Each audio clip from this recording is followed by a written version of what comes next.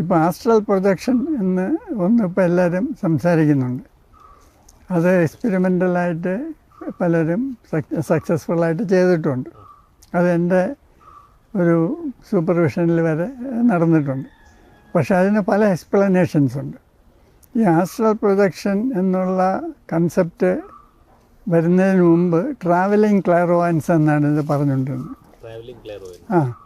അതായത് രാത്രിയിൽ ഇങ്ങനെ എണീറ്റ് വീടിൻ്റെ വെളിയിൽ വരുന്നു, റോഡിൽ കൂടെ നടക്കുന്നു, പിന്നെ തിരിച്ച് ബോഡിയിലേക്ക് കയറുന്നു. അതിന് ട്രാവലിംഗ് ക്ലാർവോയൻസ് എന്നാണ് പറഞ്ഞുകൊണ്ടിരുന്നത്. ഇപ്പോഴാണ് ആസ്ട്രൽ പ്രൊജക്ഷൻ എന്ന് പറയുന്നത്. അപ്പോൾ ആസ്ട്രൽ ബോഡി വെളിയിൽ പോകുന്നു. ഇതിപ്പോൾ ഏതാണ് ശരിയെന്ന് ചോദിച്ചാൽ അത് നമുക്ക് തിരിച്ച് ഏതാണ് ശരിയെന്ന് പറയാൻ ബുദ്ധിമുട്ടുണ്ട്. സാറിൻ്റെ എക്സ്പീരിയൻസ് ഒന്ന് പറയാമോ? സാറ് ചെയ്തിട്ടുണ്ടെന്ന് പറഞ്ഞ് ആസ്ട്രൽ പ്രൊജക്ഷനുമായിട്ട് ബന്ധപ്പെട്ടുള്ള. ഈ ആസ്ട്രൽ പ്രൊജക്ഷനുമായിട്ട് എനിക്ക് ഒരുപാട് എക്സ്പീരിയൻസ് ഉണ്ട്. ഞാൻ സാധാരണ പറയാറുള്ളത്, ഒരു പെൺകുട്ടി ദൂരെ നിന്ന് എന്നെ കാണണം, ഒരു കാര്യം അറിയണമെന്നും പറഞ്ഞു വരുന്നു. അത് മെനക്കെട്ട് വളരെ ദൂരെ നിന്നാണ് ട്രെയിനിലൊക്കെ കയറി വരുന്നത്. അപ്പോൾ അതിന് ആസ്ട്രൽ പ്രൊജക്ഷൻ എന്നൊന്നും അറിയാൻ വയ്യ.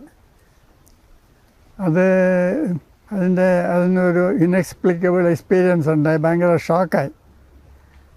അതെന്താണെന്ന് വെച്ചാൽ, പെണ്ണിന് അതിരാവിലെ എണീറ്റ് എവിടെ പോകണമായിരുന്നു. അപ്പോൾ ഇതിൻ്റെ മൊബൈൽ കേടാണ്. അപ്പോൾ ഫാദറിൻ്റെ മൊബൈൽ വാങ്ങിച്ച് അതിൽ അലാറം വെച്ച് എണീറ്റ് അങ്ങ് പോയി. എന്നിട്ട് വളരെ ലേറ്റായിട്ടാണ് തിരിച്ചു വരുന്നത്. തിരിച്ചു വന്ന് യാത്രയുടെ ക്ഷീണം കൊണ്ട് ഉറങ്ങാനായിട്ട് കയറി കിടന്നു. അപ്പോൾ പെട്ടെന്നാണ് പെണ്ണ് ഓർമ്മിച്ചത്, ഫാദറിൻ്റെ മൊബൈൽ തിരിച്ചു കൊടുത്തില്ലല്ലോ. അപ്പോൾ ആ മൊബൈൽ വെച്ചെടുത്ത് നോക്കിയപ്പോൾ കാണുന്നില്ല. അത് ഫാദർ തന്നെ എടുത്തോ അതോ വേറെ ആരെങ്കിലും എടുത്ത് മാറ്റി വെച്ചോ. അപ്പോൾ ഏതായാലും ഫാദർ കിടന്നുറങ്ങുകയാണ്. അപ്പോൾ ഫാദർ സാധാരണ ഉറങ്ങുമ്പോൾ മൊബൈൽ വെക്കുന്ന ഒരു സ്ഥലമുണ്ട്, അവിടെ പോയി നോക്കാം എന്നും പറഞ്ഞ് പെണ്ണ് എഴുന്നേറ്റ് പോയി നോക്കിയപ്പോൾ ഫാദർ കിടന്നുറങ്ങുകയാണ്. ഫാദറിൻ്റെ അടുത്ത് സാധാരണ വെക്കുന്ന സ്ഥലത്ത് മൊബൈൽ ഇരിക്കും. അപ്പോൾ ശരി, ഫാദർ മൊബൈൽ എടുത്തു. അപ്പോൾ പെണ്ണ് തിരിച്ച് ഉറങ്ങാൻ വേണ്ടി സ്വന്തം മുറിയിലോട്ട് വന്ന് മുറിയുടെ വാതിലെത്തിയപ്പോൾ കട്ടിലിൽ ആരോ കിടക്കുന്നു. പെണ്ണ് വിചാരിച്ച്, എൻ്റെ കട്ടിലിൽ ഇവിടെ ആരാണ് കയറി കിടന്ന്? ഇവിടെ ഞാനും ഫാദറും മാത്രമേ ഉള്ളൂ. സൂക്ഷിച്ച് നോക്കിയപ്പോൾ സ്വന്തം ബോഡിയാണ്. അപ്പോൾ പെട്ടെന്ന് പെണ്ണിന് ഷോക്കായി, ഞാൻ മരിച്ചു പോയോ, ഞാനിവിടെ നിൽക്കുകയും ചെയ്യുന്നു, എൻ്റെ ബോഡി കട്ടിലിൽ കിടക്കുകയും ചെയ്യുന്നു. അത് നല്ല ഉറക്കം, അത് ചത്ത് കിടക്കുന്ന പോലെ കിടക്കുകയാണ്. അപ്പോൾ ഇനി എന്ത് ചെയ്യും? ഞാൻ വെളിയിലുമാണ്, ബോഡി അവിടെ കിടക്കുന്നു. അപ്പോൾ പെണ്ണ് പാനിക്കായി. പക്ഷേ കുറച്ച് സെക്കൻഡ് കഴിഞ്ഞപ്പോൾ പെണ്ണ് തന്നെ കട്ടിലിൽ കിടക്കുകയാണ്. പക്ഷേ ഇത് വളരെ ക്ലിയർ എക്സ്പീരിയൻസ് ആണ്, സ്വപ്നമൊന്നുമല്ല. ഇതെന്താണെന്ന് അറിയാനാണ് പെണ്ണ് വന്നത്. അപ്പോൾ ഞാൻ ചോദിച്ചു, ആസ്ട്രൽ പ്രൊജക്ഷൻ കേട്ടിട്ടുണ്ടോ? കേട്ടിട്ടില്ല. അപ്പോൾ ഞാൻ പറഞ്ഞ് മനസ്സിലാക്കി, ഇങ്ങനെ ഒരു സംഭവമുണ്ട്, ഇത് കിട്ടാൻ വേണ്ടി ഒരുപാട് പയ്യന്മാരിങ്ങനെ ശ്രമിച്ചുകൊണ്ടിരിക്കുകയാണ്, നിങ്ങൾക്ക് സ്പോണ്ടേനിയസ് ആയിട്ട് വന്നു. അല്ല, അപ്പോൾ ഈ ആസ്ട്രൽ പ്രൊജക്ഷന് ഡെലിബറേറ്റ് ആകണമെന്നില്ല, അതായത് ഞാൻ ആഗ്രഹിക്കണമെന്നില്ല. അല്ല, കൂടുതലും സ്പോണ്ടേനിയസ് ആണ്. അതായത് ഞാൻ ആഗ്രഹിക്കാതെ തന്നെ ഇത് സംഭവിക്കാം. അതെ. പക്ഷേ ഈ സന്യാസിമാരൊക്കെ കുറേ കാലം പിന്നെ തപം അങ്ങനെയൊക്കെ ചെയ്യുന്നത് ഇതുപോലത്തെ സിദ്ധികൾക്കാണെന്ന് പറയാറുണ്ട്. അപ്പോൾ അങ്ങനെയൊക്കെ ചെയ്താൽ ആ സിദ്ധികൾ കിട്ടുമോ? വാസ്തവത്തിൽ ഈ സ്പിരിച്വൽ പാത്തിൽ എല്ലാ റിലിജിയനിലും പറയുന്നത് സിദ്ധികൾക്ക് വേണ്ടി ശ്രമിക്കരുതെന്നാണ്. അത് ആത്മീയമായിട്ടുള്ള ഉണർവിന് വേണ്ടിയാണ് നമ്മൾ സാധനകൾ അനുഷ്ഠിക്കേണ്ടത്. ചിലർ സിദ്ധിക്ക് വേണ്ടി ചെയ്യുന്നുണ്ട്, പക്ഷെ അത് പാടില്ല എന്നാണ് പറയുന്നത്. So do you believe in God? ഇല്ല, അത് ഗോഡെന്ന് വെച്ചാൽ എന്താണ് ഉദ്ദേശിക്കുന്നത്? ദൈവം, നമ്മൾ എല്ലാവരും വിചാരിക്കുന്ന ഒരു. അപ്പോൾ എനിക്ക് തോന്നുന്നത് ഈ ബോധമാണ് അൾട്ടിമേറ്റ് റിയാലിറ്റി, അത് കോൺഷ്യസ്നെസ്. അതൊന്നേ ഉള്ളൂ. അത് പക്ഷേ ഒരു പ്രത്യേക വ്യക്തിയല്ല.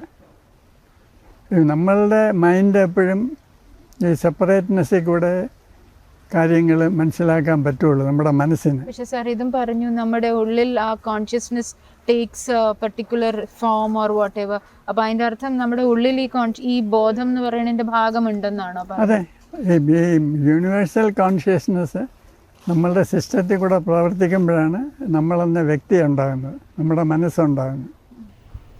ശരി, മനസ്സിന് 3 തലങ്ങളാണല്ലോ, ബോധ, അബോധ, ഉപബോധ മനസ്സ്. അതൊന്ന് എക്സ്പ്ലെയിൻ ചെയ്ത് തരാമോ? അത് പല തിയറീസും പല രീതിയിലാണ് ക്ലാസിഫൈ ചെയ്തത്. താങ്കൾ പറയുന്നത് ഫ്രോയിഡിയൻ ക്ലാസിഫിക്കേഷനാണ്. അതായത് conscious mind, pre conscious mind, unconscious mind. Pre conscious ആണോ? സബ് കോൺഷ്യസ് അല്ല? അല്ല, സബ് കോൺഷ്യസും അൺകോൺഷ്യസും ഒന്ന് തന്നെയാണ്. അത് ഫ്രോയിഡ് 2 ടേമും ഇൻ്റർചേഞ്ചബിളായിട്ട് ഉപയോഗിക്കുമായിരുന്നു. പ്രീ കോൺഷ്യസ് എന്ന് പറഞ്ഞാൽ നമ്മുടെ മനസ്സിലില്ലാത്ത കാര്യങ്ങൾ നമ്മളത് ഓർത്തെടുക്കാൻ പറ്റും. അത് അങ്ങനെ ഉള്ളതാണ് പ്രീ കോൺഷ്യസ്. പിന്നെ യൂങ് അതിൻ്റെ കൂടെ കളക്റ്റീവ് അൺകോൺഷ്യസ് എന്നൊന്നുകൂടെ ആഡ് ചെയ്തു. പക്ഷേ മോഡേൺ കോൺഷ്യസ്നെസ് തിയറീസ് പറയുന്നത് ഇതിനെല്ലാം ഉപരിയായിട്ട് യൂണിവേഴ്സൽ കോൺഷ്യസ്നെസ് എന്നൊന്നുകൂടെ ഉണ്ട്. അത് ഒരുപാട് ലെവൽസ് ഇതിനപ്പുറത്തുണ്ടെന്നാണ് ഈ പറഞ്ഞ ഇതൊന്നും അല്ലാതെ. ഈ യൂണിവേഴ്സൽ കോൺഷ്യസ്നസ് എന്ന് പറയുന്നത് ആൻസെസ്ട്രൽ വിസ്ഡം ആണോ? അല്ല, അത് കളക്റ്റീവ് അൺകോൺഷ്യസ് ആണ് ആൻസെസ്ട്രൽ വിസ്ഡം. യൂണിവേഴ്സൽ കോൺഷ്യസ്നെസ് എന്ന് പറയുന്നത് പരമമായ വാസ്തവികത. അതിലാണ് എല്ലാം നിലകൊള്ളുന്നത്. ഈ റിലീജിയസ്, ഈ ആത്മീയതലത്തിലൊക്കെ പറയുന്ന ഈ പരബ്രഹ്മം എന്ന കൺസെപ്റ്റ് സെയിം ആണ്. അതെ അതെ എന്ന് പറയാം. അപ്പൊ അതാണെങ്കിൽ അതിന്റെ ഇപ്പോൾ ഒരു അമ്പലത്തിൽ പോയാൽ ഒരു വിഗ്രഹാരാധനയുണ്ട്. ഹിന്ദുവിസത്തിന് വിഗ്രഹാരാധനയുണ്ട്. ഇപ്പോൾ ഒരു വിഗ്രഹത്തിനെ വെച്ചിട്ട് പൂജിക്കുക.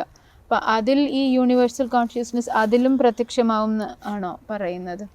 U said that it is there, പക്ഷെ അതിന് ലൈഫില്ലല്ലോ. ഈ നമ്മളുടെ മൈൻഡ് എപ്പോഴും ഇങ്ങനെ ചലിച്ചുകൊണ്ടിരിക്കുകയാണ്. ഇപ്പം നമ്മുടെ ഉള്ളിൽ ഈ ഭയം ഉള്ളത് കൊണ്ടാണ് മനസ്സെപ്പോഴും ചലിച്ചുകൊണ്ടിരിക്കുന്നത്. ഈ മനസ്സിൻ്റെ ഫങ്ഷൻ പ്രോബ്ലം സോൾവിങ് ആണ്. അപ്പോൾ നമുക്ക് എക്സിസ്റ്റൻഷ്യൽ ഇൻസെക്യൂരിറ്റി ഉണ്ട്. അപ്പോൾ അതുകൊണ്ടാണ് മനസ്സെപ്പോഴും ഇങ്ങനെ ചഞ്ചലമായിരിക്കുന്നത്.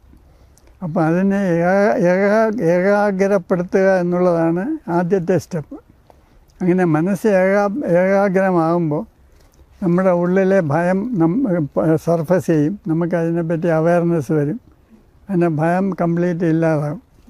അപ്പോൾ ഈ റിലീജിയസ് റിച്വൽസ്, ഇപ്പോൾ അമ്പലത്തിൽ പോയി തൊഴുന്നത് ഉൾപ്പെടെ എല്ലാം ഈ മനസ്സിനെ ഏകാഗ്രപ്പെടുത്താനും ശാന്തമാക്കാനുമുള്ള ടെക്നിക്സാണ്. So that you connect to the universal consciousness. അതെ.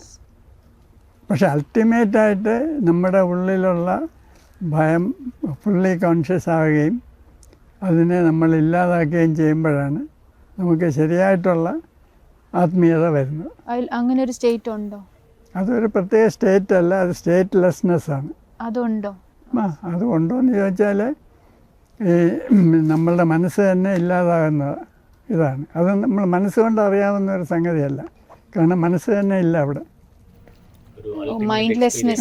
അതെ, എക്സ്പീരിയൻസ് ഒന്നും പറയാൻ ഒക്കത്തില്ല. കാരണം മനസ്സിനാണ് എക്സ്പീരിയൻസ് ഉള്ളത്.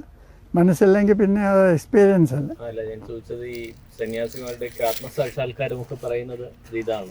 ഇത് തന്നെ ആയിരിക്കും ഉദ്ദേശിക്കുന്നത്. പക്ഷേ ഈ വാക്കുകൾ പലപ്പോഴും മിസ്ലീഡിങ് ആണ്.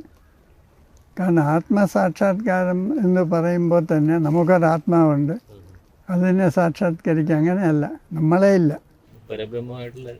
ഈ ബ്രഹ്മം എന്ന് പറയുമ്പോൾ തന്നെ ബ്രഹ്മം എന്നുള്ള വാക്ക് ബൃഹത്ത് എന്നുള്ള വാക്കിൽ നിന്നാണ് വരുന്നത്. അതെന്തോ വലിയ ഒരു സാധനം വികസിക്കുന്നതെന്നൊക്കെ നമുക്കൊരു തോന്നലുണ്ടാവും. ഇത് യഥാർത്ഥത്തിൽ ടൈമിനും സ്പേസിനും അപ്പുറമാണ്. അവിടെ സൈസൊന്നുമില്ല. ആദ്യം നമ്മൾ സോളിനെ പറ്റി സോൾ എന്ന് പറഞ്ഞൊരു സംഭവം ഉണ്ടോ? അതായത് ഇപ്പോൾ യൂങ്ങിനെ പോലെയുള്ള തിയറീസ് തന്നെ പറയുന്നത് ഈ മനസ്സിന് പല ലെയേഴ്സ് ഉണ്ടെന്നാണ്. അപ്പോൾ ഈ അൾട്ടിമേറ്റ് ലെയറാണ് ഈ ശുദ്ധബോധം എന്ന് പറയുന്നത്, പ്യുവർ കോൺഷ്യസ്നസ്. അതിലാണ് സർവം എക്സിസ്റ്റ് ചെയ്യുന്നത്. അപ്പോൾ നമ്മളും അതിലാണ് എക്സിസ്റ്റ് ചെയ്യുന്നത്.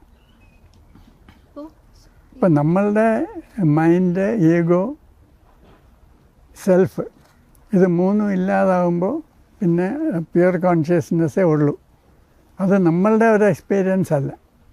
നമ്മളില്ല, അപ്പം മറ്റേത് മാത്രമേ ഉള്ളൂ. ഹോണ്ടഡ് ഹൗസുകളെ കുറിച്ച് കുറച്ചും കൂടെ ഒന്ന് പറയാം. അതായത് ഈ ഇത്തരം എങ്ങനെയാണ് ഒരു ഹൗസിനെ ഹോണ്ടഡ് ഹൗസ് ആവുന്നതെന്നും അത് നമുക്കൊരു പാരസൈക്കോളജിസ്റ്റ് വന്നാൽ ഒരു സൈക്കിക്കിൻ്റെ സഹായത്തോടുകൂടി ആളുകൾക്ക് എന്തെങ്കിലും ബുദ്ധിമുട്ടുണ്ടാകുന്നത് അത് എങ്ങനെ മാറ്റിയെടുക്കാൻ പറ്റുമെന്നും. ഈ ഹോണ്ടഡ് ഹൗസ് എന്ന് ഉള്ളത് ഒരു സാധാരണ ഒരു കോമൺ ആയിട്ടുള്ള ഒരു യൂസേജാണ്. പക്ഷേ ഒരു സൈക്കിക്കിനെ സംബന്ധിച്ച് എല്ലാ സ്ഥലവും ഒരു സൈക്കിക് ഫീൽഡുണ്ട്. ചിലത് കൂടുതൽ സ്ട്രോങ് ആയിരിക്കും, ചിലത് അത്ര സ്ട്രോങ് ആയിരിക്കത്തില്ല എന്നുള്ള വ്യത്യാസമേ ഉള്ളൂ. പക്ഷേ ഇപ്പോൾ ഞാൻ ഈ ഫീൽഡിൽ പാരാസൈക്കോളജി എന്ന് പറഞ്ഞ ഫീൽഡിൽ താല്പര്യമുള്ള ആളായതുകൊണ്ട് ഒരുപാട് സൈക്കിക്സ് എന്നെ കാണാൻ വരാറുണ്ട്. അപ്പോൾ അവർ പറയുന്നത് ഇവിടെയും അവർ പലതും സെൻസ് ചെയ്യുന്നുണ്ട്. പ്രത്യേകിച്ച് ഒരു പ്രത്യേക മണം, അത് സന്ധ്യ കഴിയുമ്പോഴാണ് കൂടുതൽ വരുന്നത്. ചില സൈക്കിക്സിന് പകലും അത് ഫീൽ ചെയ്യും. രാത്രി 8 മണിക്കാണ് ഒരു പീക്ക് ടൈമായിട്ട് അവർ പറയുന്നത്. ഇവിടെയല്ല, അത് വീട്ടിലിരിക്കുമ്പോഴാണ്. രാത്രി ഇങ്ങോട്ടൊന്നും വരാറില്ല. അപ്പോൾ ഞാൻ പറഞ്ഞു വരുന്നത് ഈ ഹോണ്ടഡ് എന്നുള്ളത് ഈ സാധാരണ ശല്യപ്പെടുത്തുന്ന അനുഭവങ്ങളുള്ള ഒരു സ്ഥലം എന്നുള്ള അർത്ഥത്തിലാണ്. പക്ഷേ സൈക്കിക്കിനെ സംബന്ധിച്ച് അങ്ങനെ ഒരു ഡിഫറൻസിയേഷൻ ഇല്ല. ഈ ചിലപ്പോൾ പറയാറുണ്ട്, ഇപ്പം നമ്മളിവിടെ 9 പേരുണ്ട്, പക്ഷെ ആക്ച്വലി 9 പേരല്ല, അതിൽ കൂടുതൽ ആളുകളെ കാണാൻ പറ്റും എന്നൊക്കെ, അങ്ങനെയൊക്കെ സെൻസ് ചെയ്യാനൊക്കെ പറ്റാറുണ്ട് ഈ സൈക്കിക് ആളുകൾക്ക്? അവർ ഒരു സ്ഥലത്ത് ചെന്ന് കഴിയുമ്പോൾ പ്രത്യേകിച്ച് അവരവിടെ കിടന്ന് ഉറങ്ങുക.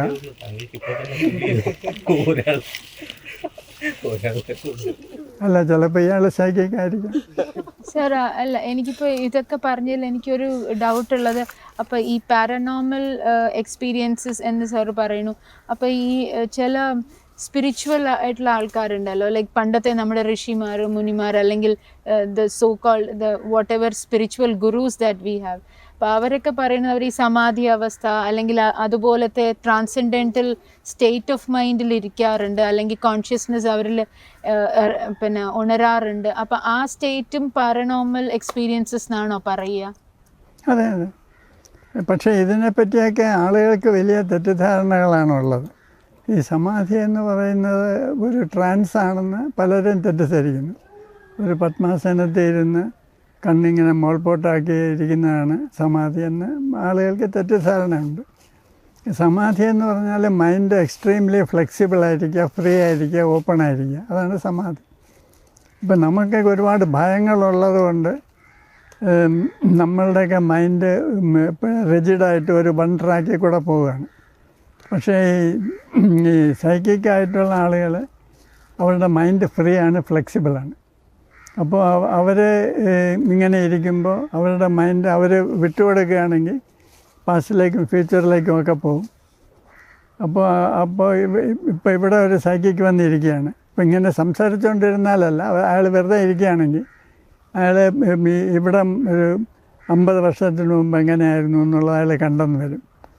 പിന്നെ എന്നോട് പറഞ്ഞെന്ന് വരും, ഇവിടെ പണ്ട് ഇങ്ങനെ ഒരു വീടുണ്ടായിരുന്നു, അവിടെ ഇങ്ങനെ ഇത്ര പേര് താമസിച്ചിരുന്നു. അപ്പോൾ നിങ്ങളെങ്ങനെ അറിഞ്ഞു എന്ന് ചോദിച്ചപ്പോൾ ഞാൻ കണ്ടു എന്ന് പറയും. അപ്പോൾ അവർക്ക് ചിലപ്പോൾ അറിയാൻ പറ്റും, ഇതൊരു 50 വർഷത്തിന് മുമ്പുള്ള ഒരു ഇവിടുത്തെ സീനാണ് ഞാൻ കണ്ടത്. അപ്പം അതാണ്, അതായത് ത്രികാലജ്ഞാനി എന്ന് പറയും സാധാരണ.